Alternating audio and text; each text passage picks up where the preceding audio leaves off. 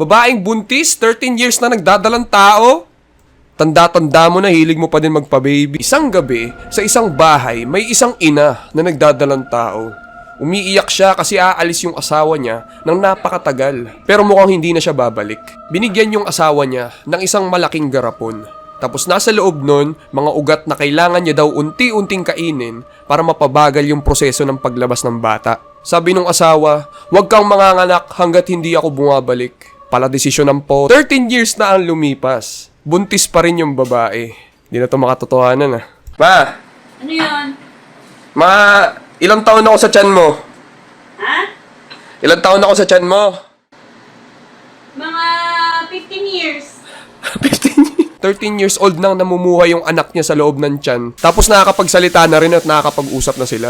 Gumapang siya palabas. Kasi ang bigat ng problema niya eh. Hinanap nung buntis yung asawa niya. May narinig siyang pusa na nahuli sa patibong niya. Tapos parang meron pang may-ari. Tinanong siya ng anak niya, "Inay, ano naman yung nahuli mo ngayon?" "Anak, nakahuli ako ng rabbit." "Rabbit na naman ulam natin." Di alam ng anak niya na all this time kinakain niya pala siopa. Alam ko marami ng kabataan yung nagsasabi na, "Sana di na lang ako pinanganak." Sige. Pero this time nag-request yung bata na, "Pwede nyo na ba ako isilap?" "Hindi pwede, baka iwanan mo din ako tulad ng daddy mo." Pero dumating na yung gabi na manganganak na si inay. Wala pa si daddy, kaya sinubukan niya kuhain yung ugat sa garapon. Pero naubos na pala. Kaya kailangan ng lumabas ni baby. Or hindi na baby yan eh, malaking tao na yan eh. Kakaibang panganganak ang nangyari. Hindi makalabas yung bata. Gumapang siya sa ibang parte ng katawan habang nasasaktan yung nanay niya. Sa bunganga lumabas yung ibang laman, yung buto. Hindi ko na ma-describe. Susuka na ako. Putang hirap naman. Ayun, na deads. Imbis na lumabas, naging bodysuit niya yung katawan ng kanyang nanay.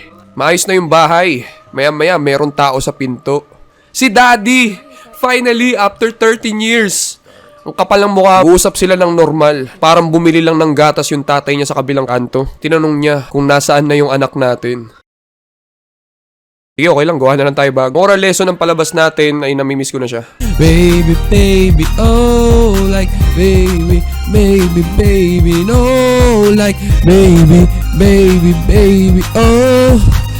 13 years akong nag-antay.